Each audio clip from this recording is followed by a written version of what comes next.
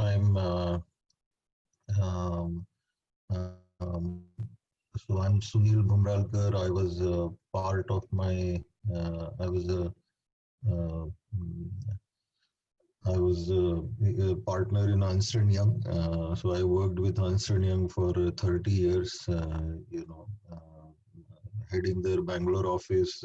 I was the audit partner with the firm, and I retired in June 2019. And since then I'm also doing my own advisory practice and work, and I'm also an adjunct professor for Dayanand Sagar University.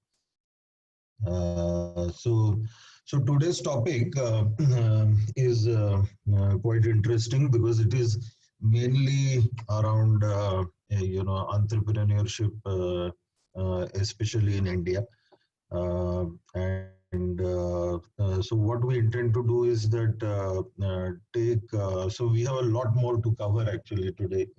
So three subtopics are there within our main topic of corporate entrepreneurship and innovation. One is search for entrepreneurial capital, where we will discuss what are the avenues which are available for entrepreneurs or budding entrepreneurs to when they embark on the new venture. So that's the first topic, and typically I think we will also try to cover what is the what is this whole scenario, what's the landscape here, what are the kind of evaluation techniques which are adopted by venture capitalists and private equity players and so on and so forth while evaluating before making a decision to invest, and typically that also means as a budding entrepreneur, what are the things that an entrepreneur or a group of entrepreneurs should be looking at while raising capital. So that's the first topic. The second topic is on the business valuations. So we will also cover some of the concepts so I'm not sure whether you had any sessions on the corporate finance where you would have covered some of these things. So to a certain extent, there could be overlap, but here what we will do is that we will cover mainly from what are the typical issues involved, what are the key methods of business valuation. And then the third aspect is, of course, the financial statements, financial statement analysis. Now, while my purpose of doing that will not be to take you through in greater detail, but I would also like to give you some flavor of how typically the listed companies' financial statements are prepared. What are the techniques which are available for capital budgeting, forecasting, and some advanced ratio analysis techniques. So considering that we have a lot more to cover, what I thought was that we will start with the entrepreneurial capital, and then what we will do is that depending on how this goes, if it we will pause at about 11:15 or so, 11:20, 11:10, 11:15, and then maybe take a 10-minute break and then complete the other topics.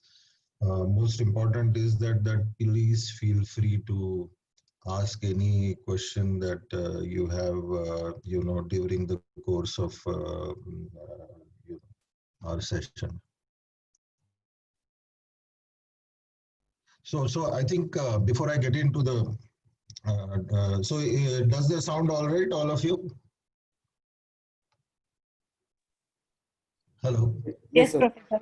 Yeah, I think this schedule is fine.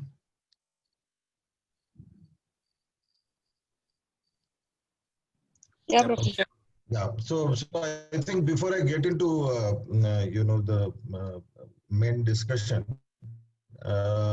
see, if you see, I think now, and I think you must have already, you are already aware of what is the entrepreneur scene, entrepreneurship scene in India. So if you look at that India is always known for very strong entrepreneurship,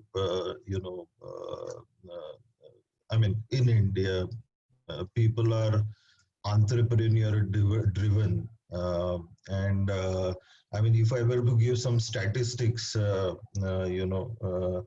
so obviously, I think these statistics we have to take it with with a certain aspect in mind that many of them would be the small and mid-sized companies, but there are about 53 million entrepreneurs in India. So, which means that there are a number of people. So if you go out on the streets, you will find people running daily shops and and so on and so forth. Many of them typically will be also involved in the agriculture or trading activities. And if I were to look at, I think some of the statistics which I was reading a few days back, out of this 53 odd million, almost 14, 13 to 14% are women entrepreneurs. But again, I think we should not go by the number, because many of them are doing very, very small businesses. Many of them could be just hand to mouth existence. But having said that, I think if I were to look at, I think, some of the big names, and some of the celebrated, stories, which you would have encountered in last 20 years. I think the classic example, closer home, of course, would be the, advent of technology industry and IT services industry, and to what extent the IT services industry has, enabled so many entrepreneurs to essentially emulate the success of what Mr. Premji has achieved in Wipro, or what Mr. Narayan Murthy and Nandan Nilekani and the entire team has achieved in Infosys. And essentially what happened was, at least if I were to talk about Bangalore, then, those two became like kind of a role model catalyst for the entrepreneurship to be driven out of Bangalore especially. And then if I were to talk about in India, then you have examples of Reliance Industries with Dhirubhai Ambani. I mean, many of these companies now today, we find them, achieving significant scale. But if you were to go back, say, 20, 25 years, I think they all started small. They were all first generation entrepreneurs. And while many of them would have, raised capital, looking at families and friends, etc., many, targeted venture capital and private equity industry also. And obviously, I think as they scaled up, they also went for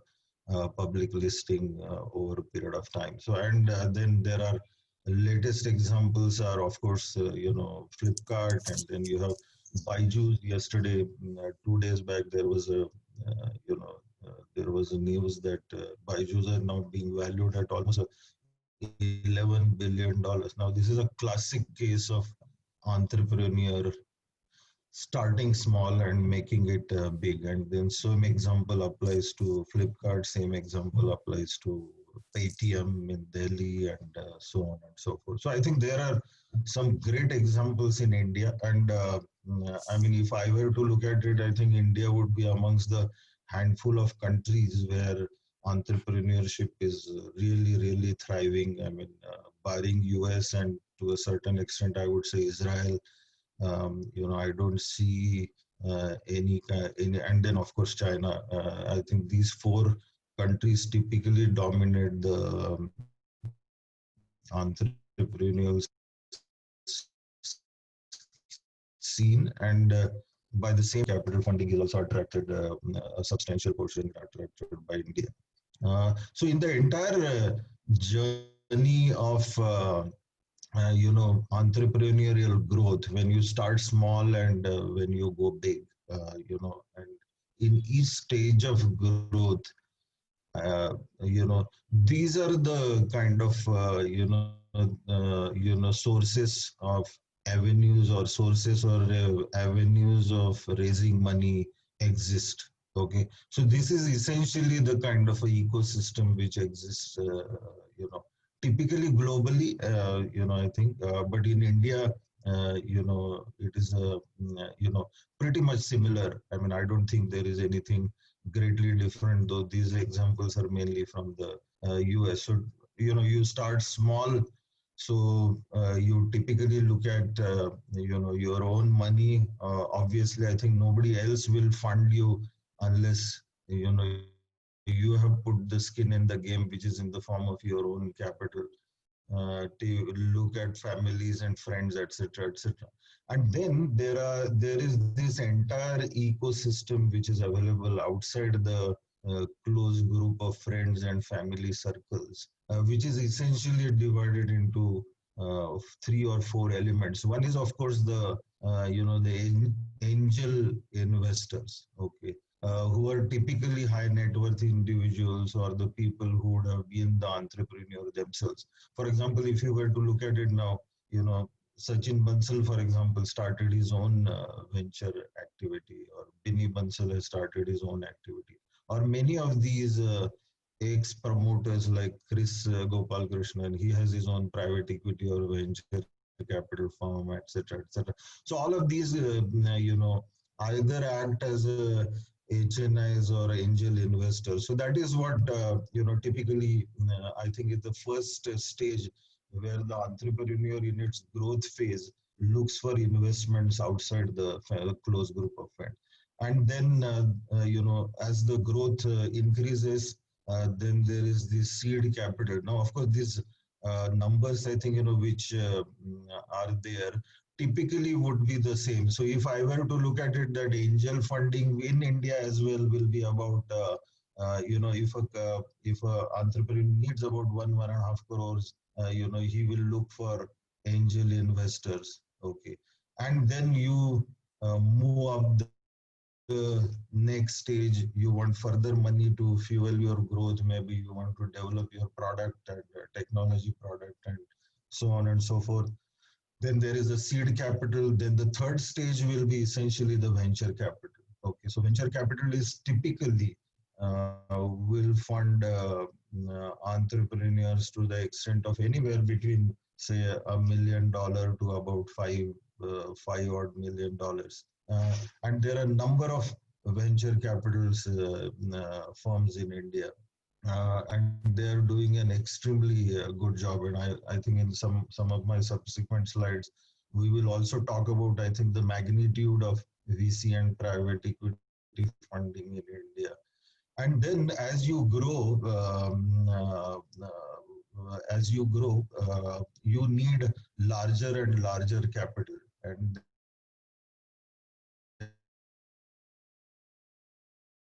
then at various stages, once you will also be looking at private placement with some other people, and then the next stage will be the private equity players who are really the biggies, okay, in this entire game. And then those are the people who are, who typically fund anywhere between $10 million going up to, the number can be pretty large. And as you can see that, some of these companies like Byju's or, Flipkart, especially Flipkart, for example, without going for IPO, in fact, they raised a seed of private equity players. Or you look at, say, for example, the story of Reliance. I mean, Reliance Jio and Reliance Retail. I mean, Reliance Jio has raised almost 150,000 crores. Out of that, substantial portion was from private equity players, and about 7,500 crores from Silver Lake, which is again a global private equity player, and so on and so forth. And then, of course, ultimately, every company, and I think classic example is the recent example of Happiest Mind, I think, which did the IPO. Ultimately, the aim of every entrepreneur is to go for IPO, and why you do IPO, why you go for public listing. I think I will anyway discuss that in the subsequent slide.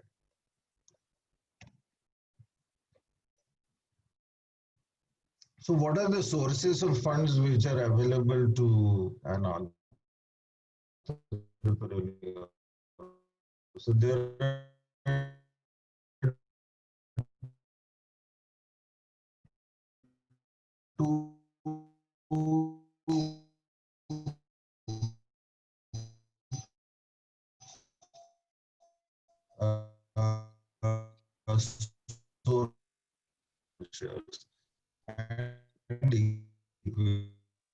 Professor, we lost you. Yeah, sorry. Yeah, can you hear me now? Are you able to hear me clearly? Voice is Hello? breaking, Professor. Hello? Now is it clear? Hello? It's a bit Oh, better now, Professor. It's better now. Yeah. Now it is better? Yes, Professor. Better now. Okay. I think that internet is fluctuating. So what happens is that in debt financing, debt financing is, typically way of raising a secured financing. It's a debt, so you repay debt. You repay debt at the end of the term for which you have, secured the debt. And as I said, that there are various forms of doing funding, even the debt, and I'll explain to that in the subsequent slides. And then, of course, equity finances is the ultimate risk capital in the sense that it is the risk capital. All the equity shareholders are the part owners of the company. So obviously, I think, if a company goes bust, then none of these guys are going to get any dime out of it, or they will get residual value only after paying all the third party debt. Now, debt financing typically will be in India by commercial banks and non-banking finance companies. But having said that, and I think you must have now looked at the Indian scenario at this juncture, okay, where banks are extremely cautious, or I would now say that they are averse to funding, funding any venture. Startup funding is, by commercial banks has become rare, especially because the risk of funding a startup company is pretty high, and the commercial banks ultimately have to protect their deposit holders.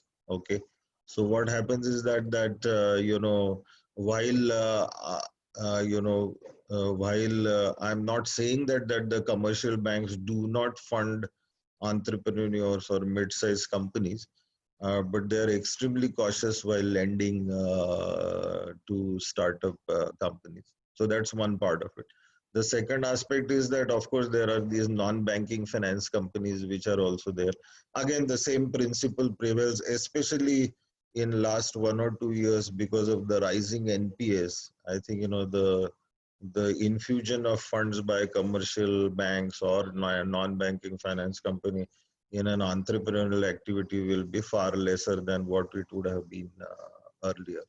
So commercial banks, whenever they would want to invest, I think one of the key things that they will do is that obviously there will be a very detailed evaluation in the form of a business plan, projections, what you want to do with the money, why you need it, what is the collateral that you are going to give. Every bank loan, typically barring certain loans like say working capital financing, etc., which also will be through a security or hypothecation of, for example, assets or inventory and so on and so forth. So that is one part of it. So I think security will be one of the key aspects and could be a concern for a startup or an entrepreneurial company. And then obviously, I think, how will you pay loan? What will be the rate of interest? If there is a delinquencies in terms of loan, then typically the rate of interest will go up, etc., etc. So I think this is the issue with the debt financing. But having said that, debt financing is now, so how do we, so how does typically good entrepreneurial companies raise even a debt fund? So what happens is that some of these venture capital and the private equity players, okay, uh, raise funds, through both these forms. So the private equity and venture capitalists will also, when they fund an startup or a venture activity, they will give a combination of a debt and equity. But typically, the debt will be in the form of either optionally convertible or fully convertible or compulsorily convertible debt, into equity at a particular point of time, depending on the performance of the company. So what are the typical advantages of debt financing? The most important advantage, of course, is that uh, you know um, it is a fixed term, fixed tenure, fixed amount. Okay, I have to pay interest once. I am regular in paying principal, I am regular in paying interest, then I don't have to share my residual profits with the debt financer. So that's one major advantage. The second advantage, of course, is that interest is tax deductible. Okay, so what happens is that because interest is tax deductible and I'm not required to share the residual profits with the debt financing. You must have studied about the leverage. Okay, so what happens is that if a judicious mix of debt and equity.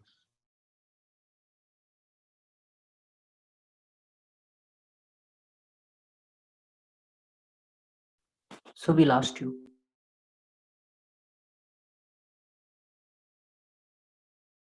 And then, of course, I think, during a low interest rate regime, for example, now, if you look at the scenario, unfortunate part is that because of the COVID situation, even the businesses are not doing well. Otherwise, it's a great, great period to raise debt financing because the interest rates are so low. I mean, globally, for example, there are at least about 15 to 20 countries in the world which has got a 0% interest rate. So, I think, so those are, I think, some of the advantages. What are the disadvantages? I mean, obviously, there has to be a financial discipline within the company. We need to pay regular interest. Now, this kind of thing starts hurting if the company doesn't do well, because what happens is that while in an equity, I don't have to pay dividend, I don't have to pay money back to the equity shareholders. But in case of debt, you have no choice. I mean, you already entered into an agreement with them. So that is the thing. And heavy use of debt. And I think in Indian examples are replete with, I think many notorious cases. For example, there is ILFS and there are these infrastructure companies which are highly leveraged. There are many companies which would have sold their businesses at a zero equity because their debt was so high that they wanted to just get rid of the business and clear the debt. I mean, you must have also read about Mumbai airport being now sold by GVK to Adani Group. Now that's a classic example of deleveraging their businesses to ensure that they get out of the debt trap. So that's these are the pros and cons of the debt. This thing.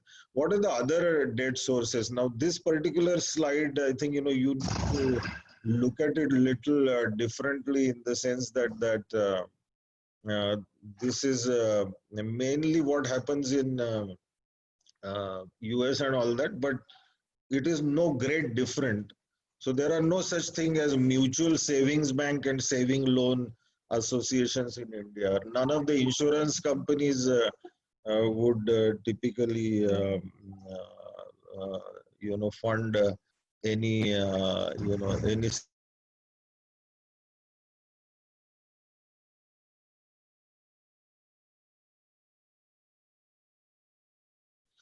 And so that is the kind of thing. So what are the avenues which are available?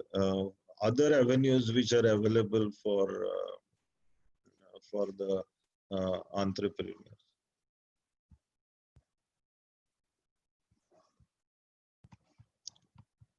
Yeah. So other avenues which are available are trade credit, which is essentially given by suppliers. So you have a trade financing which is done by your suppliers. You have accounts receivable financing, which is typically factoring. So you actually discount your receivables to either banks or to the finance companies and get the funds done. And then I told you about asset finance companies. So typically, I think, an entrepreneur, when they require funds or when they buy capital equipment, one of the easier way to do would be to get the hire purchase or a lease financing done. So that is another avenue. But I'll tell you that if you were to ask me, I think which is the most prevalent source of financing is obviously the equity instrument. And equity instrument has two components. One is it is either quasi debt or quasi equity. Okay, so it has got the flavor of both debt as well as debt as well as equity, or those are you know termed as debt, but they are in effect, in substance, they are equity. So which are those which are so any optionally convertible debenture, for example, in the sense that which gives an option to the holder of the debentures to convert, or to the issuer of the debentures to convert debentures into equity, typically is an optionally convertible. And these are all very strategic decisions which are taken depending on the potential or the growth strategy of the company which is raising funds. So this is one part of it. You also have preference shares. So preference shares are a classic example of quasi debt. So they are like a share capital. Okay, you don't have to pay. So you can pay preference share capital only after paying all outside debt, such as loans and suppliers and so on and so forth. What is residual will be then first paid to the preferred shareholders, and then the balance will be distributed to the equity shareholders. So preferred shareholders have a preference over the equity share capital. That's why it is preference shareholder. But having said that, because you have a then lesser risk, the dividend is also pegged at a number. Okay, so typically a preference shareholder dividend will be fixed. Okay, whereas an equity dividend will be discretionary based on the performance of the company. And then, of course, the last one is the common stock, which is nothing but a equity share capital of the company. Now, what is this loan with So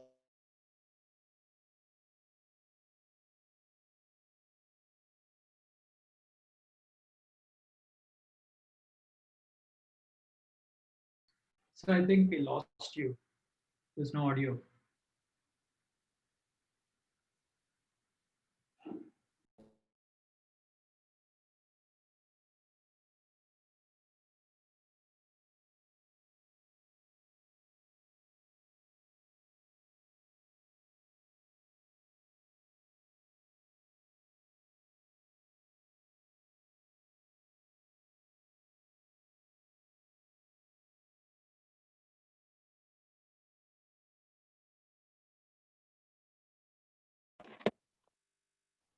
Maybe I think professor should switch off his video. It's taking too much data.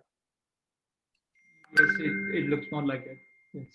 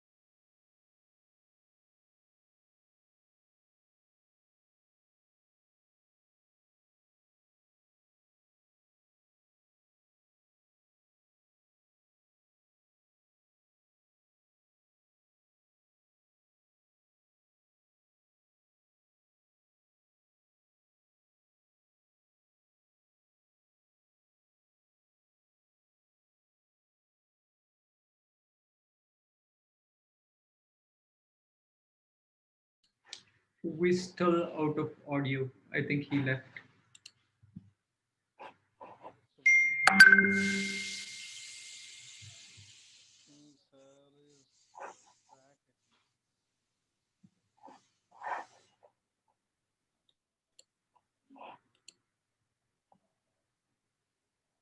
Professor, it looks like you're on mute.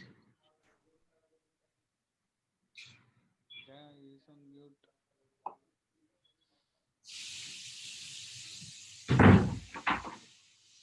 We still can't hear you. Now we need to chat, to put a chat. Can you see my presentation?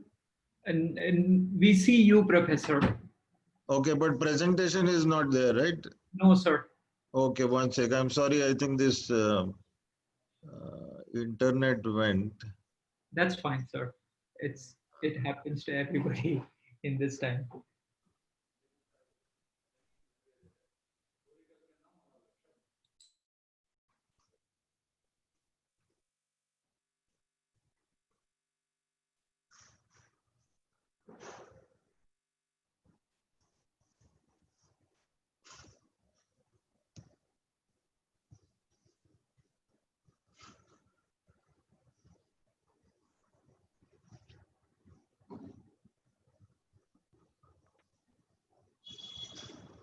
Yeah. Now you can see it. Yes, Professor. Yes, sir. Yeah. Okay. We can. So I think this. So equity money. So there are two ways of doing equity financing. One is a private placement, and other is, of course, the IPO. And so that is the. I think that is one. One second. Just. Professor, when we lost you, I think we were doing the previous Okay, page. one second.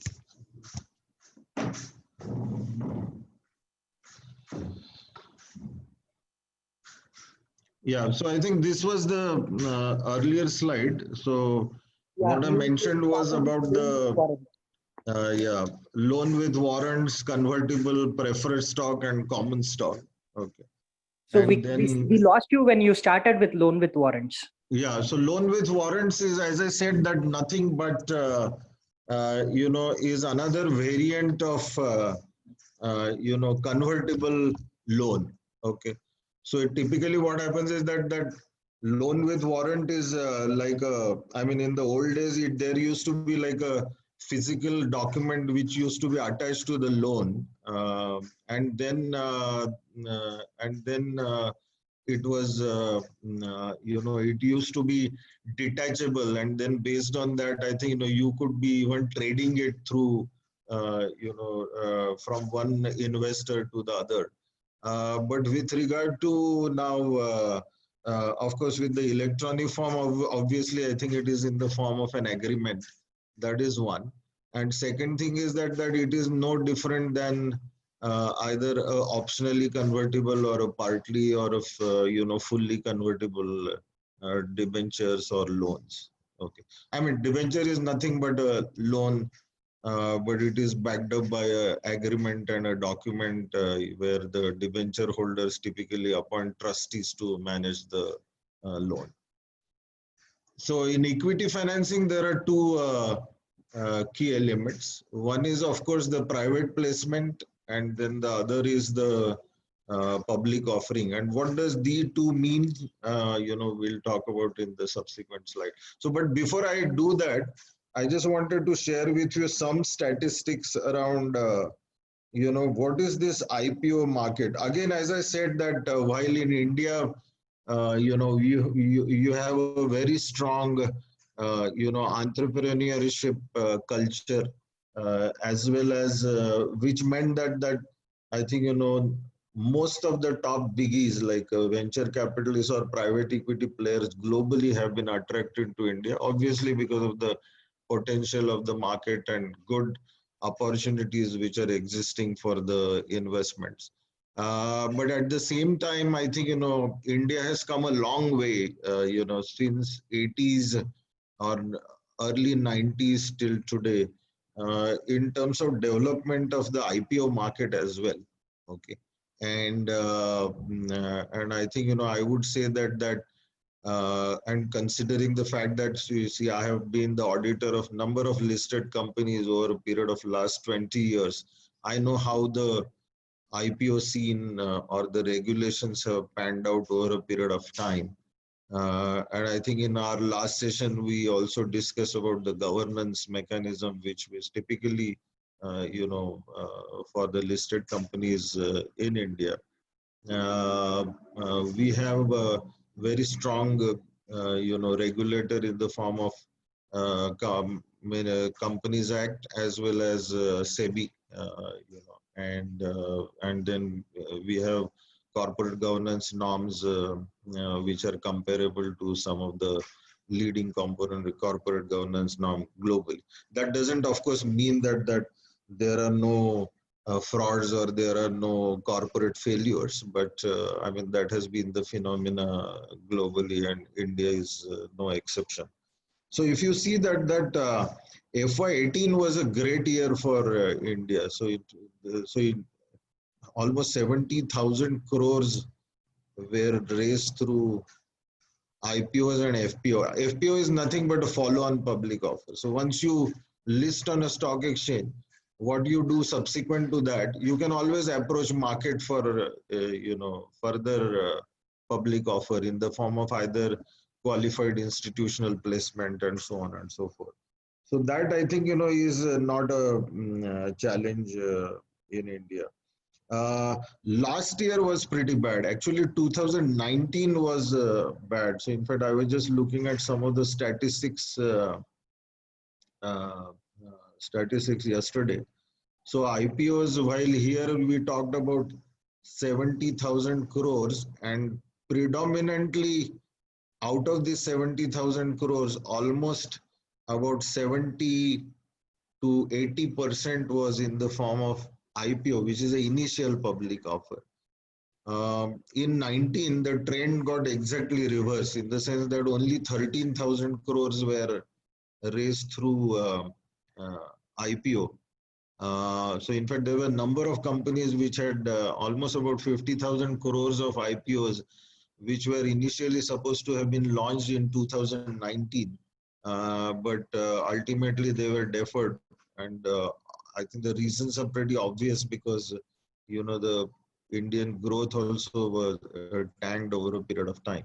But follow-on public offers went up, which is like, I think which was almost 61,000. So in totality, more or less it matched with FY18. And follow-on public offer, obviously it was done because, considering typically the stage of valuations, I think, I'm sure, I think, the companies would have either got the promoters to hike their stake and so on and so forth. So this is the kind of a scenario, but I mean, surprisingly, and I think you must have seen that 2020 actually, with all the pandemic going around, where everybody thought that market, I mean, stock market or IPO market will not do well. In fact, we are seeing actually the other way around. In fact, stock market is doing pretty well, and which has also baffled, no less than RBI governor, I mean, who is not able to understand why it is going up. So that's one. Second thing is that there are some really good IPOs which happened. I mean, this Happiest Mind was oversubscribed by 150 times. And there are almost about 50,000 crores of IPOs, potential IPOs being lined up over next few months. So in spite of this kind of an activity, IPO market has been pretty good. So I think these are some of the things, and what are those advantages and all, I'll talk about it later. I won't go too much into this particular regulatory part of it, but there are eligibility norms. So I think most important eligibility norm, of course, is the fact that the company should be profitable, okay, over last 3 years. And the minimum of 15 crores as average pre-tax operating profit during the preceding 3 years. and there are certain network criteria. So only if you achieve this, then the company is able to go to IPO. But having said that, that IPO, because what happens is that once you do a public offering, you are subjected to a very intense public scrutiny, because then you are responsible, you are answerable to outside shareholders and outside market investors at large, regulators, etc., etc. Barring few examples, I think none of the companies will do an IPO unless they are really confident that their business model has stabilized, okay, and is able to sustain, okay, intense scrutiny or demands of the investors over a period of time, okay. So then only companies have been. So I think even though these eligibility norms are there,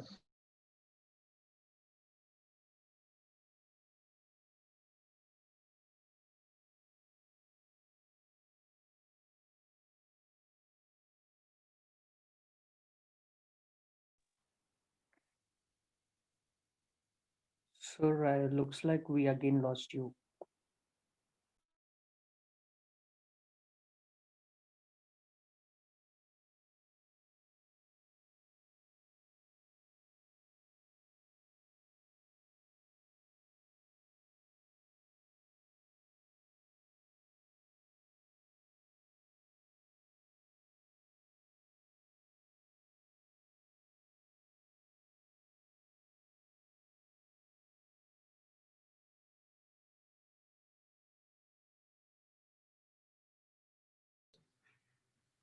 Looks like we lost him again.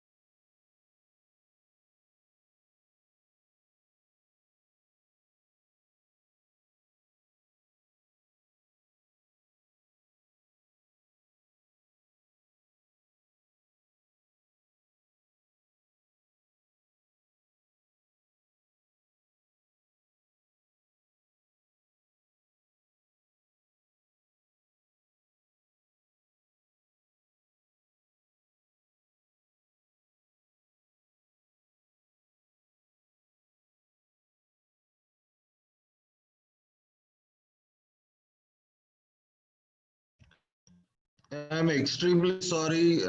Today, I think I'm having tough time with this.